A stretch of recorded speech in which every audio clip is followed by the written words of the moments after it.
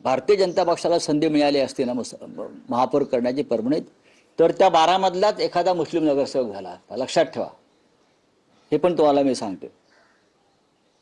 या देशामध्ये हिंदू मुसलमान करण्यापलीकडे यांच्याकडे दुसरा कार्यक्रमच नाहीये.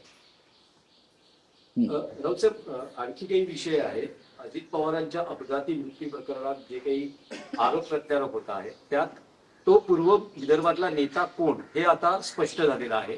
प्रफुल्ल पटेल यांचं नाव अजित पवारांचे निकटवर्तीयच घेऊ लागलेले. त्यांनी स्वतः प्रफुल्ल पटेल यांनी सांगितलं की त्यांचं फोनवर बोलणं झालं, झेडपी संदर्भातले काही विषय होते, काही शेतकऱ्यांचे विषय होते, त्या संदर्भात भेट झाली.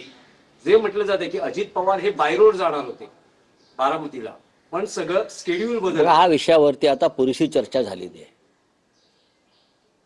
या विषयावर पुरेशी चर्चा झाली आहे आणि या विषयावर चर्चा करणं थांबवलं पाहिजे. रोहित पवारांनी दिलेलं प्रेझेंटेशन हे पुरेसं पुराव्यासह बोलकाय.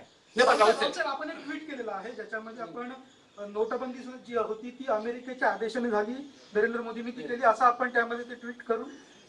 हे मी नाही, हे अमेरिकेने सांगितलं आहे. हे अमेरिकेकडून आलेलं आहे की आमच्या सांगण्यामुळे भारतामध्ये तो तेव्हा नोटाबंदीपासून सर्व प्रकार घडले. अमेरिका सांगते आहे हे जे हिंदू मुसलमान करतायत ना इकडे, त्यांनी ते वाचावं. त्याने एपिस्टन फाईलची 30 लाख पानं वाचावीत एकनाथ शिंदे यांनी. तुमच्यातलं कोणी त्यात नाही ना, जरा माहिती करून घ्या. बरेच लोक त्यांचे अमेरिकेत जाय करत होते मधल्या काळामध्ये.